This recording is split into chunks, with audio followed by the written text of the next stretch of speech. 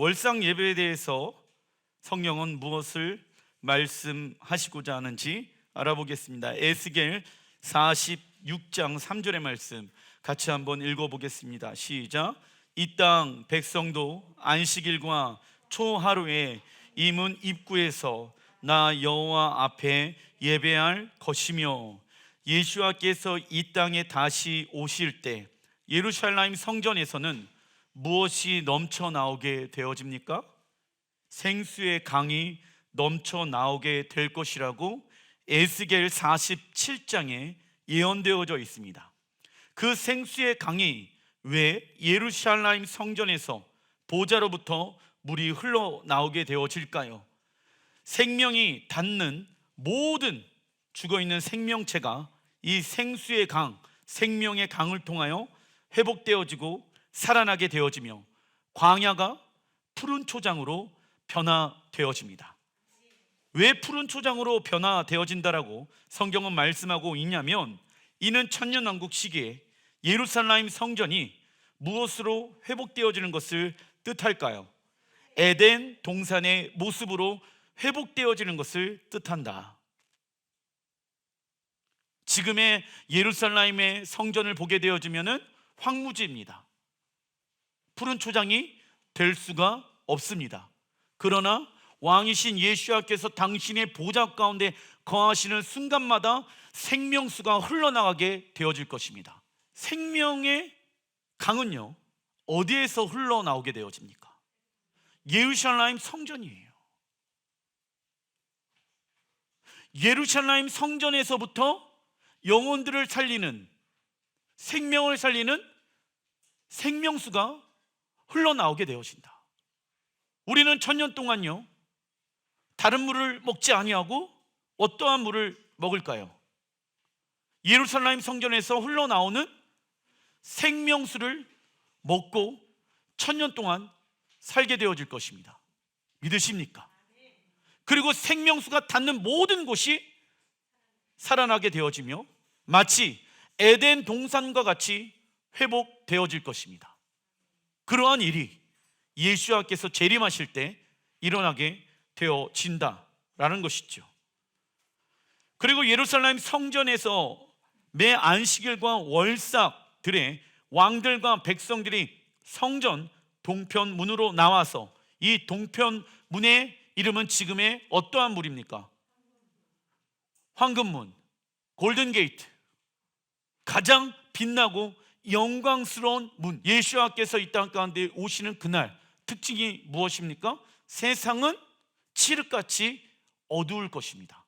이 어둡다라는 것은 무엇을 의미하냐면, 자, 너희는 세상의 빛과 소금이다 라고 성경이 말씀하고 있죠. 교회가 어두워지는 거예요. 왜 어두워질까요? 빛은, 소금은 무엇을 상징하냐면 하나님의 말씀에 순종하는 것을 상징합니다. 어두운 이 세상 가운데 하나님은 무엇으로 이 땅을 환하게 밝히셨습니까? 말씀으로 이 땅을 환하게 밝히셨습니다. 어둡고 혼란스럽고 공허한 이 땅 가운데 빛이 있으리라 하셨으니 빛이 있었고, 그 빛은요, 태양의 빛을 말하는 것이 아니다. 그 빛은요, 하나님의 쉐카이나 영광의 빛을 말하는 빛입니다. 교회가 그 빛을 발하기 위해서는 무엇을 해야 합니까? 하나님의 말씀에 순종하는 모습을 가지고 있어야 된다. 왜냐? 하나님의 말씀이 빛이었기 때문에. 우리에게 하나님의 영광의 빛이 언제 나타나게 되어집니까?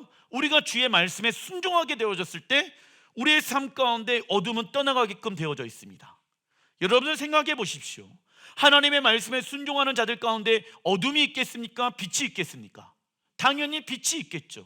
그러나 마지막 때 예수께서 말씀하시죠. 너희들 가운데 하나님을 향한 사랑의 마음들이 점점점 더 식어질 것이다 라고 이야기하고 있습니다. 사랑이 식어진다라고 했었을 때 이웃과의 관계 또한 그 사랑이 식어지는 것도 맞습니다. 그러나 그 사랑이 식어진다라고 이야기했었을 때 왜 이웃과의 관계가 식어질까요? 하나님과의 관계가 올바르게 정립이 되어 있지 않기 때문에 이웃과의 관계도 그 관계가 어려워지기 시작한다. 하나님을 진짜 사랑하는 사람들은 이웃과도 사랑한다. 용서할 수 없는 사람을 용서하고 사랑할 수 없는 사람을 사랑하기 시작한다. 그가 그러한 사람들을 사랑할 수 있었던 이유는 한없는 하나님의 사랑을 먼저 경험한 자이기 때문에 그 이웃을 사랑할 수가 있게 되어진다라는 것입니다. 그래서 우리는 빛의 자녀답게끔 살아가야 한다. 큰 이번 키스 레브월 이번 달 9번째 달입니다. 이달부터 무엇이 시작되어집니까? 겨울이 시작되어진다. 겨울은 밤이 긴 시간이며 빛과 생명이 없는 상태를 의미한다. 그래서 하나님은 밤의 시간들을 매우 중요하게 생각하신다. 사람들은 아침에 잠에서 깨어나면 하루가 시작되어지는 것으로 생각하지만 하나님은 하루의 시작을 언제 정해 놓으셨습니까? 저녁으로. 그래서 여러분들 그 하루의 시작인 이 밤의 시간에 내가 무엇을 하고 있는가는 그 하루에 굉장히 큰 영향을 주는 것입니다. 예를 들어서 아이들이 밤에 자지를 않아요. 그러면 어떻게 되어질까요? 그 하루는 다 엉망진창이 되어집니다. 그래서 하나님에게 있어서 이 밤의 시간들은요 매우 중요합니다. 그러나 사단도 이 밤의 시간을 매우 중요하게 생각하고 있습니다. 왠지 아십니까? 사단이 제일 많이 활동하는 시간대가 언제인지 아십니까? 낮이 아니에요. 밤이에요. 낮에는 해가 있기 때문에 사람들이 악한 행동을 잘 드러내지 않습니다. 그런데 사람들이 껌껌해졌을 때 자신 안에 있는 악한 민낯을 드러내기 시작합니다. 추한 모습들을 드러내기 시작합니다. 그래서 사단은요 그 악한 모습을 드러내기 위해서 밤의 문화를 만들어냈다. 놀고 먹고 자고 율락의 문화, 음주의 문화를 밤에 만들어놨다고. 마태복음 25장 6절에 읽어보겠습니다. 시작.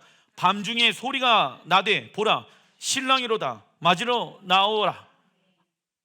자, 예수께서 언제 오십니까? 밤중, 즉 하루의 시작에 오신대. 그러니까 우리는 밤에 오시네? 언제 오실까? 이렇게 생각을 했는데 하루의 첫날의 시작에 오시는 거야. 왜? 천년 왕국의 첫 시작을 성취하시기 위하여. 하루 중에 그냥 24시간 중에 어느 날 그냥 자기가 오고 싶을 때 오시는 게 아니라 그 하루의 정확한 시간에 오시는 거야. 왠지 아세요? 천년 왕국의 시작을 여시기 위해. 그래서 언제 오신다? 밤중에 오신다고. 해가 칠 때 오신다고. 그리고 하나님의 심판이 풀어지는 시간대에도 언제 되어집니까? 밤이 되어지고. 그리고 키스 레브월 히브리 원어를 보면 적어놔 주십시오. 희망, 신뢰, 소망. 희망과 신뢰와 소망을 뜻한다. 시편 78편 7절에 그들로 그들의 소망을 하나님께 두며 하나님께서 하신 일을 잊지 아니하고. 여기 나와 있죠? 구원을 잃어버린 이유가 뭔지 아십니까? 하나님이 하신 일을 잊어버린다고. 8절에 보게 되어지면 그 심령이 하나님께 충성하지 아니하는 세대와 같이 되지 아니하게 하려 하심이로다. 우리의 인생 가운데 밤이 찾아오더라도 하나님께서 여기까지 인도하셨고 앞으로도 인도하실 것을 믿으며 벅찬 기대함과 소망함을 가지고 살아가야 합니다. 그러나 히브리어로 희망과 신뢰와 소망의 반대말은요, 적어놔 주십시오. 어리석음. 잠언서 26장 4절에 보게 되어지면 미련한 자의 어리석음을 따라 대답하지 말라. 무슨 얘기입니까? 세상 사람들은요 세상을 향하여 희망과 신뢰와 소망을 가지고 있다라고 얘기하고 있어요. 세상에 우리의 무엇이 있다? 희망과 신뢰와 소망이 있다. 그런 말을 하는 사람들을 뭐라고 얘기합니까? 하나님은 어리석은 자래. 엄마, 요즘은 이걸 해야 돼. 아빠, 요즘은 이렇게 살아가야 돼. 그게 아니라 그런 사람을 바라보면서 하나님은 무엇이라고 말씀하십니까? 어리석은 자. 이번 달 토라 포션의 중심 가운데 있는 야곱과 요셉의 무엇을 통하여 적어놔 주십시오. 꿈. 하나님이 이번 달에요, 가장 영적으로 어두운 이 기간 동안에 하나님의 사람들에게 무엇을 주신다? 꿈을 주신다. 비전을 주신다. 그리고 밤의 시간들을 승리케 하신다. 세상 나라들도 사람의 비전이 중요하다고 외치고 있지요. 비전은요, 삶의 목표가 될 수 있으며 자신의 한계를 뛰어넘을 수 있으며 무한히 자신을 성장하게 할 수 있습니다. 그래서 요즘 학교 학원에서 다 너 꿈이 뭐니? 비전이 뭐니? 라고 물어봅니다. 그러나 우리가 분별해야 할 것은 우리의 비전이 땅의 것으로부터 온 것인가 아니면 하늘의 것으로부터 온 것인가를 점검해 봐야 한다. 왜냐?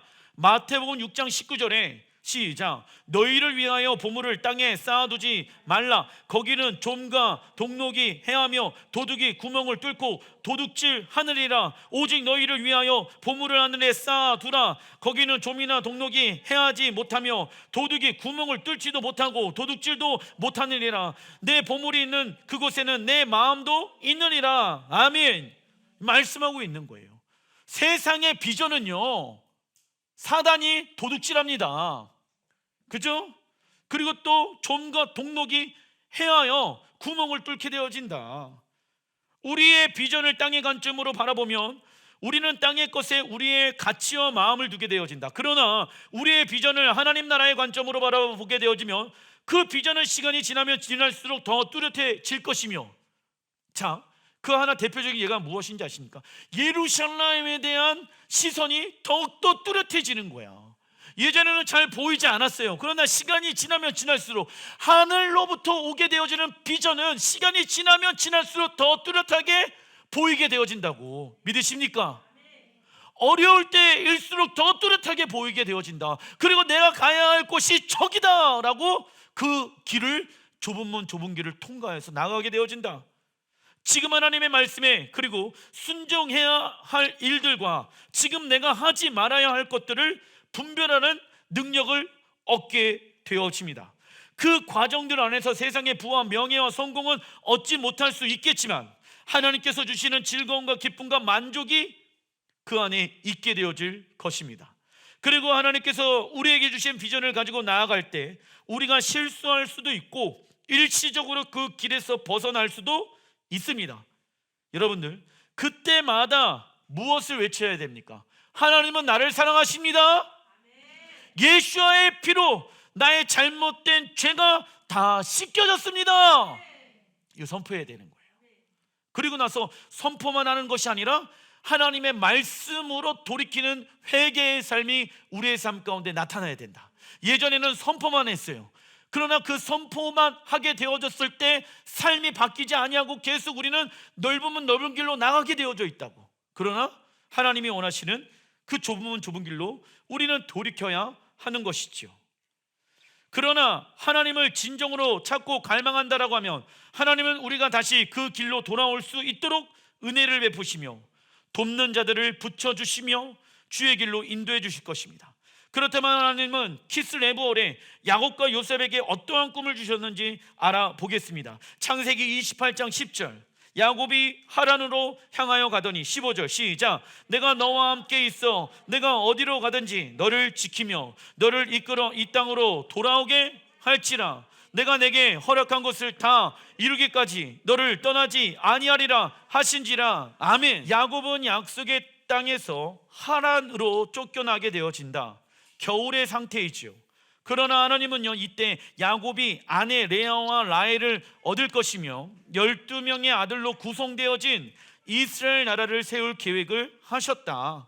그리고 야곱이 약속의 땅을 떠났다가 다시 돌아오는 여정, 겨울의 상태, 훗날 이스라엘 백성이 애굽에서 포로 생활을 하다가 다시금 약속의 땅으로 돌아오는 과정을 지금 보여주고 있는 것이다.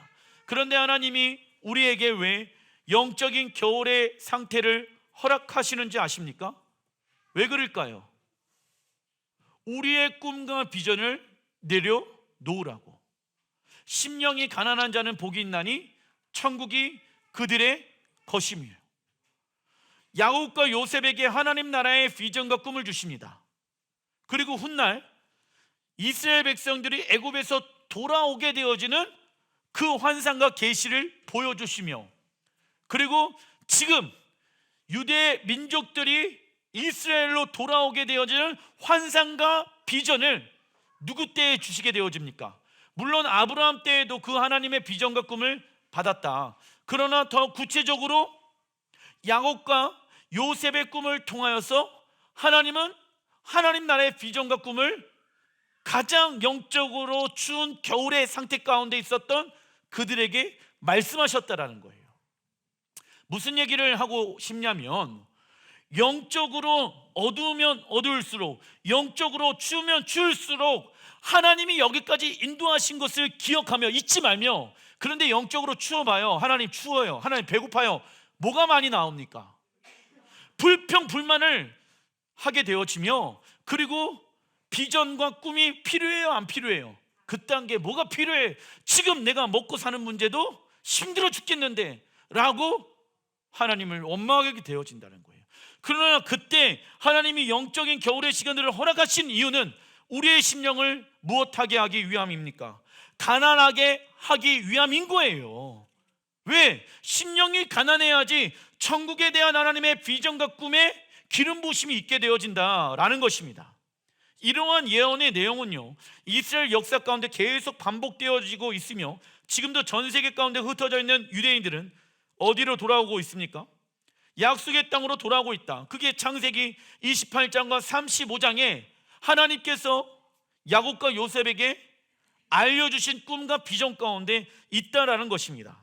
그리고 하나님은 야곱에게 이스라엘과 열방이 하나가 되어지는 한 세 사람의 비전을 말씀하셨지요. 하지만 야곱에게 하나님께서의 20년의 생활은 쉽지 않았다. 왜냐? 야곱의 외삼촌 라반은요, 겉으로는 든든한 후원자 같았고 친절하며 자비로워 보였지만 속으로는 온갖 속임수와 탐욕이 가득한 자였다. 참고로 마지막 때 등장하는 짐승은 외삼촌 라반처럼 열방에 흩어진 이스라엘이 약속의 땅으로 돌아가는 것을 가로막을 것입니다. 이때 야곱은요, 하나님만을 전적으로 의존하는 삶을 살아갔습니다. 몇 년 동안? 20년 동안. 자, 아브라함이 하나님께 받은 약속의 땅을 몇 년 만에 얻게 되어집니까? 67년 만에. 이스라엘 백성들이 약속의 땅으로 언제 돌아갑니까? 40년 만에. 하나님께서 모세를 몇 년 동안 훈련시키십니까? 40년 동안. 아시겠죠? 이처럼 우리가 영적인 겨울 가운데 있다라고 하면 우리를 향한 하나님의 구체적인 계획과 목적 안에서 우리가 우선적으로 해야 할 것은 무엇일까요? 정렬해야 된다고. 40년 동안, 67년 동안, 20년 동안 삼촌 라반에게 붙잡혀 있으면서 야곱은요, 우선적으로 내가 해야 할 것이 무엇인가를 정렬하였다. 이는 하나님께서 정하신 질서를 따르는 것을 말합니다. 그러나 하나님께서 우리 가정, 직장, 사업장, 교회 가운데 설계하신 질서를 벗어나게 되어진다라고 하면 하나님의 축복의 기름 부으심은 흘러가지 못한다. 큰 산번 하나님께서 이번 달 쓰시는 지파의 이름은 베냐민 지파의 달입니다. 사사기 20장 15절 시작. 베냐민 자수의 수는 칼을 빼는 자가 모두 26,000명이요 이 모든 백성 중에서 택한 700명은 다 왼손잡이라 물매로 돌을 던지며 조금도 틀림이 없는 자들이더라. 아멘. 베냐민 지파는요, 어떠한 군대로 세워져 갔습니까? 여호와의 군대로 세워져 갔다. 베냐민 지파 안에는 특수한 임무를 가진 700명의 사람들을 모집하였고 이들은 다 왼손잡이였다. 그러니까 왼손도 쓰고 오른손도 쓴다라는 거예요. 히브리어 왼손잡이를 보게 되어지면 오른손의 사용이 제한되어져 있다라는 의미를 가지고 있습니다. 이는 고대 전쟁을 보게 되어지면 쉽게 이해한다. 당시 성문의 정문을 빼고는 다른 모든 문들을 만들게 되어졌을 때는 방향을 직선으로 만들지 아니하고 오른손 자비가 방어하기 유리하도록 오른쪽으로 회전해서 들어가게 했습니다. 그래서 여러분들 예루살렘 성전 가운데 들어갈 때 기역자로 꺾여 있는 문들이 있는 거 보셨죠? 그 이유가 적을 방어하기 위한. 오른손 자비가 왼손 자비로 사는 게 불편해요? 불편하지 않아요? 불편해요. 신앙생활도 마찬가지다. 불편하게 해야 합니다. 내가 하나님의 말씀대로 살아가게 되어졌을 때, 하나님의 여호와의 군대로 부르심을 받았을 때 우리는 불편할 수도 있어요. 전신갑주의 옷이 불편할 수도 있어요. 하지만 그것을 익숙하게 무엇해야 됩니까? 훈련해야죠. 계속 입고 계속 내가 왼손으로 사용하다 보면은 내가 오른손도 쓸 수 있고 왼손도 쓸 수 있는 자가 되어진다. 즉 베냐민 지파로서 훈련되어지는 사람을 하나님이 찾고 계신다라는 것입니다. 그래서 베냐민 지파는 여호와의 군대로 세워지기 위해 생활이 불편하더라도 오른손 사용을 제한하며 왼손 사용하는 것을 훈련했다. 이처럼 우리가 여호와의 군대로 하나님의 말씀대로 살아가는 것이 처음에는 불편하고 어려울 때가 있지요. 그러나 무엇으로 우리가 불편하고 어려운 것들을 극복할 수 있습니까? 하나님의 조건 없는 사랑, 하나님의 한없는 은혜, 자비, 긍휼 통하여서 우리의 불편하고 어려운 것들을 무엇하게 되어집니까? 극복. 그리고 하나님의 사랑은 결코 실패하지 않을 것이며 사단의 역사를 쳐 부수는 능력이 되어질 것입니다. 그리고 베냐민 지파는 좌우의 손을 통해 물맷돌을 던지는 훈련을 하였습니다. 참고로 마지막 때 적그리스도는 골리앗 같은 모습으로 이 땅을 다스리게 될 것이다. 그러나 하나님의 기름 부으심을 받은 우리의 무기는 무엇이 되어야 합니까? 물맷돌, 무엇을 말합니까? 겸손의 무기, 작은 거에 충성함으로 받게 되어지는 기름 부으심이라고. 여러분들 물맷돌 들고 나가 보십시오. 전쟁에 사람들이 비웃을 것입니다. 그러나 우리는 어떠한 이름을 가지고 나가야 됩니까? 이스라엘의 만군의 여호와의 이름으로 나가야 합니다. 할렐루야. 그 하나님이 누구의 하나님이십니까? 우리의 하나님이시거든요. 그래서 물맷돌 하나만으로도 충분하다라고요. 겸손의 무기를 장착하셔야지 적그리스도를 패배시킬 수 있습니다. 이처럼 여호와의 군대, 믿음으로 살아가는 것은요, 반복되어지는 무엇으로 만들어지는 것일까요? 훈련. 여호와의 군대는 갑자기 어느 날 짠하고 만들어지는 것이 맞다 아니다? 아니다. 훈련되어지는 것이다. 이번 달 왕이신 하나님의 권위를 위임한 교회 공동체의 권위, 교회 공동체의 권위 안으로 들어가 배우고 훈련하고 깨져야 합니다. 물론 그 안에서 상처는 받을 수 있겠지만 다시 복음으로 일어나 훈련을 공동체 안에서 해야 합니다. 자, 여러분들, 이 시대의 교회 가운데 가장 영적인 견고한 진이 무엇이라고 생각하십니까? 물론 타협일 수도 있고 여러 가지가 있겠지만은 나 시험 들까 봐 교회 못 나가겠어. 이게 엄청난 영적으로 견고한 진으로 많은 사람들의 생각과 마음 가운데 있다라는 것을 여러분들이 참고하십시오. 나 시험 들어서 교회 나왔어. 시험 들까 봐 교회 안으로 못 들어가겠어. 이것이 이 시대의 교회 가운데 가장 큰 영적인 견고한 진이 될 수 있다라는 거예요. 아시겠죠? 이번 달에 한욱한 절기가 있는데 헬라의 군대들과 대항하기 위해서 마카비 형제가 군사로 일어나 군대를 조직하고 예루살렘 성전을 되찾았기 때문이다. 마카비 형제 혼자만 그 전쟁 가운데 참여한 것이 아니라 무엇을 하였다? 연합하게 되어졌을 때 하나님은 연합의 기름 부으심을 우리에게 허락하신다. 그러나 이때 사단은 믿는 자들 가운데 형제들 간의 싸움을 일으켜 연합을 방해할 것입니다. 큰 4번, 성경에 나오는 이번 달 사건들, 요한복음 10장 22절 시작. 예루살렘 수전절에 이르니 때는 겨울이라. 수전절 언제입니까? 하누카. 수전절은 언제입니까? 하누카. 예수님께서도 하누카를 지키기 위하여 어디에 들어가십니까? 예루살렘 성전에 들어가신다라는 것입니다. 예수님께서는 수전절을 지키기 위해 예루살렘 성전에 들어가십니다. 하누카가 신약 성경에만 언급하는 이유는 구약 성경과 신약 성경의 중간기에 일어났기 때문이다. 기독교 전통의 가르침은 구약의 마지막 선지서 말라기와 마태복음 사이에서 하나님의 말씀을 선포하는 선지자가 약 400년 동안 세워지지 않았다라고 말합니다. 그러나 이 기간을 기독교에서는 구약과 신약의 중간기 또는 침묵기, 암흑기라고 말합니다. 그러나 하나님은요, 중간기에 하나님의 사람을 통하여서 말씀하셨습니다. 중간기에 이스라엘은요, 헬라와 시리아의 지배를 받고 있었다. 당시 알렉산드리아 왕은요, 세계를 정복하는 전쟁을 일으킵니다. 그리고 세계가 하나가 되기 위해서 언어와 문화 그리고 무엇이 통일되어야 한다라고 생각하였을까요? 여러분들, 종교 대통합 운동은요, 이 시대에만 있었던 것이 아니었습니다. 알렉산드리아, 그 헬라의 가르침의 왕 가운데도 종교 통합의 운동을 일으켰다고.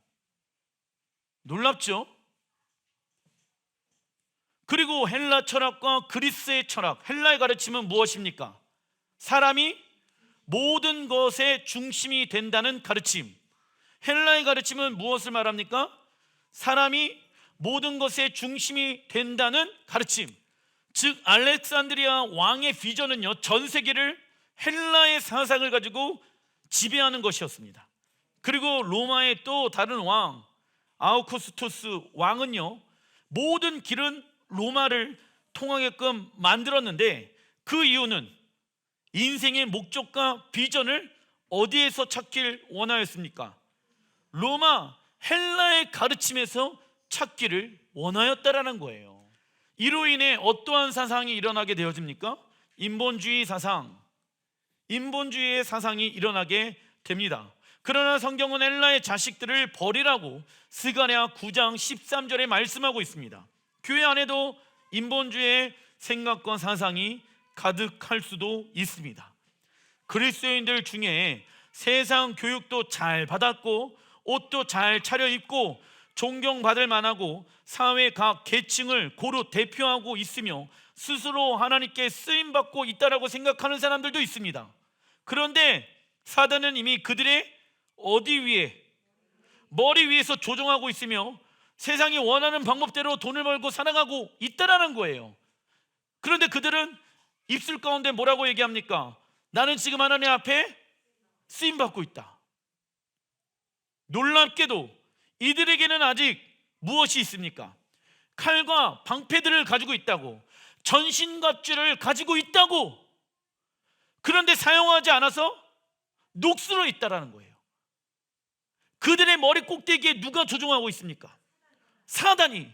그리고 그들이 무엇을 먹고 살아가고 있는지 아십니까? 사단의 배설물. 세상의 돈과 명예와 이성과 이러한 잘못되어진 것을 먹으면서 그것이 맛있다라고 하면서 먹고 있다라는 것입니다. 근데 놀랍게도 그들은 지금 무엇을 입고 있다? 전신갑주를 입고 있다. 이 얘기는 무슨 얘기입니까? 교회를 다니고 있고 하나님의 말씀을 듣고 있고 예배는 드리고 있다는 거예요. 그런데 사용할 줄을 몰라. 왜? 훈련을 안 하고 있기 때문에. 이번 달에 하나님은 그래서 여호와의 군대를 일으키길 원하시고 베냐민 지파를 세우시길 원하신다. 왜? 가장 영적으로 어둠의 시간들이 언제 오게 되어집니까? 키스 레볼에.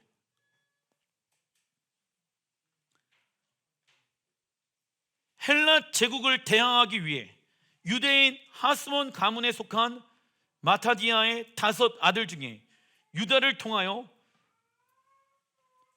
거룩한 운동이 확산되어진다. 그의 별명은 마카비였으며 그 뜻은 쇠망치이다. 사람들은 그를 유다 마카비라고 불렀고 그가 주도하는 혁명을 마카비 혁명이라고 불리게 되었습니다. 그리고 3년간의 투쟁 끝에 예루살렘 성전을 장악하는 데 성공한다. 이때 마카비 형제들이 제일 먼저 한 것이 있는데 그것은 깜깜한 예루살렘 성전에 메노라의 불을 켜는 것이었습니다. 그런데 감난산에서 나온 올리브를 만들어진 순수한 기름은 하루치밖에 남아있지 않았다. 그러나 하나님의 초자연적인 능력을 통해 8일 동안 이 불은 성전에서 꺼지지 않았습니다. 그래서 하누카를 어떠한 절기라고 부릅니까? 빛의 절기. 왜? 이번 달에 가장 어둠이 긴 시간이기 때문에 우리는 하나님의 기름 부으심을 통하여서 하나님의 말씀에 순종하는 모습을 가지고 적그리스도와 싸우는 하누카의 혁명 가운데 있어야 된다. 하누카의 히브리어 원어의 뜻은 무엇입니까? 봉헌하다. 하누카의 히브리 원어의 뜻은 봉헌하다. 이는 예루살렘 성전이 다시 하나님의 성전 가운데 봉헌되었음을 나타내는 말입니다. 하나님께서 거하시는 성전은 하나님의 무엇이 있는 곳입니까? 통치. 하지만 성전 가운데 세상의 통치가 들어오게 되어지면, 세상의 가르침이 들어오게 되어지면 성전, 교회, 성도들의 삶 가운데 빛은 사라지고 무엇이 가득하게 되어집니까? 어둠. 어둠은 세상의 가르침이에요. 그 결과 세상의 빛과 소금의 역할을 감당하는 교회와 성도들은 무엇을 잃어버리게 되어집니까? 거룩함. 교회가 거룩한 것을 잃어버렸다는 것은 무엇을 잃어버린 것과 동일한 것입니까? 거룩하신 하나님을 잃어버린 것과 동일하다라는 거예요. 자, 교회가 왜 힘을 잃어버렸습니까? 왜 성도들이 힘을 잃어버렸습니까? 왜 교회가 세상 사람들의 발에 밟히고 있습니까? 교회가 세상 사람들과 동일하게 살고 있기 때문에 거룩함을 잃어버린 교회와 성도들은 힘을 잃어버리게 되어집니다. 왠지 아십니까? 거룩하신 하나님이 그의 삶 가운데 계시지 않기 때문에 타협하기 시작한다고. 그 결과 성전은 원래의 기능을 감당하지 못한다. 하나님의 통치가 있어요, 없어요? 없다라는 거예요. 근데 놀라운 것은 무엇인지 아십니까? 이 하누카의 절기 가운데 일어난 일은 마지막 때 다시 반복되어진다고. 마카비 형제가 일어나서 헬라의 가르침과 싸웠잖아요. 마카비 형제는 누구입니까? 이스라엘 민족이잖아. 그래서 마지막 때 이스라엘 민족들이 예수와의 이름 앞에 정렬되어져서 여호와의 군대로 서게 되어질 것입니다. 그때 우리는 그들과 함께 연합하여서 헬라의 가르침과 이 사단의 가르침과 맞서 싸워야 한다고. 그리고 그 감난에서 짜낸 신성한 기름 부으심을 통하여 온 열방과 민족을 어둠 가운데에서 빛 가운데로 구출시킬 것입니다.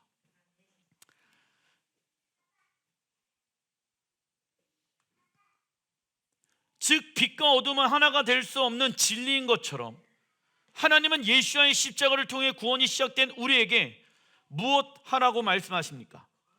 거룩하라고 말씀하십니다. 그죠? 즉 구원받은 사건이 전부가 아니다. 그리스도인들에게 거룩한 삶이란 하나님의 말씀에 순종함으로 세상과 구별되어진 삶을 살아가는 것을 말한다.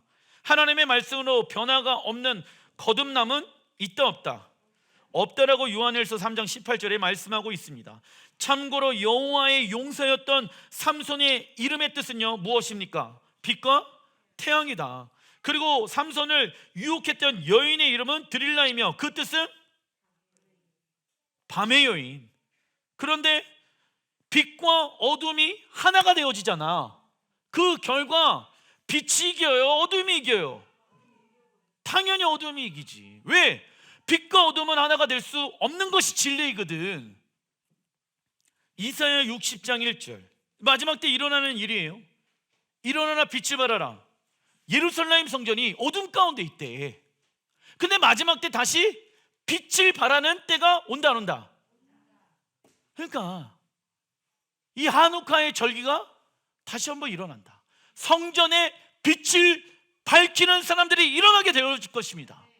하나님의 신선한 기름 부으심을 받아서 8일 동안 그 성전 가운데 계속해서 하나님의 성전이 밝혀졌던 것처럼 하나님의 영광의 빛 가운데 있는 자들이 그 예루살렘 가운데 주님을 맞이하게 되어질 것이며, 우리 주님은요 빛으로 예루살렘 성전에 입성하실 것입니다. 그리고 어두운 이 세상을 다 빛으로 환하게 밝히실 것입니다. 그때 우리가 어둠 가운데 있으면 빛 대신 예수와 하나가 될 수 없겠죠. 그런데 예수께서 말씀하시는 거예요. 마지막 때는 어두워진다고. 2절, 불과 어둠이 땅을 덮을 것이며, 나와 있죠?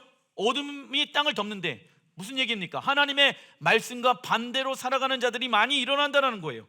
캄캄함이 만민을 가리려니와 영적으로 깊은 어둠 가운데 예수께서 오직 여호와께서 내 위에 임하실 것이며, 어디입니까? 예루살렘 성전, 그의 영광이 내 위에 나타나리니 나라들은 내 빛으로, 왕들은 비치는 내 광명으로 나오리라. 아멘. 이는 마지막 때 하나님의 영광의 광채이신 예수께서 예루살렘 성전 가운데 재림하실 때의 모습을 말씀하고 있다. 그리고 예수의 재림을 통하여 임하게 되어지는 빛은요, 천지 창조의 첫째 날 빛이 있으리라고 하신 그 빛입니다. 즉 하나님의 영광의 빛을 통하여 세상 모든 어두움을 내어 쫓고 온 세상을 빛으로 환하게 비추실 것입니다. 이때 무엇이 반복되어집니까? 하나님의 재창조의 역사는 반복되어지는 거예요. 왜? 창세기 1장 2절에도 원래 하나님이 이 세상을 창조하시기 전에 이 땅은 존재하고 있었다라고 나와 있잖아. 창세기 1장 1절, 태초에 하나님이 계시니, 2절에 땅이 공허하고 혼돈스럽고 어둠 가운데 있더라. 땅이 이미 있었다 없었다? 그런데 하나님이 창세기 1장 3절에 무엇을 하십니까? 재창조하시잖아. 노아도 재창조하시잖아. 그죠? 왜 재창조의 역사를 반복하십니까? 그게 하나님이 이 땅을 통치하고 다스리는 방법이에요. 그러기 위해서는 하나님의 재창조가 있기 위해서는 무엇이 있어야 된다? 그 전에, 그렇지, 심판이 있어야 된다. 하나님의 재창조의 역사는 반복되어지며 이를 위해 필요한 것이 바로 심판입니다. 그리고 열방의 나라들은 예루살렘에 임한 빛으로 나와 예루살렘 성전의 왕이신 예수야를 경배하게 되어진다. 우리는 하나님께서 이 세상을 심판하시기 전에 날마다 자신을 빛 대신 하나님의 말씀으로 돌이켜야 하며 우리의 삶 가운데 하나님의 질서와 빛이 회복되어야 합니다. 기도하겠습니다.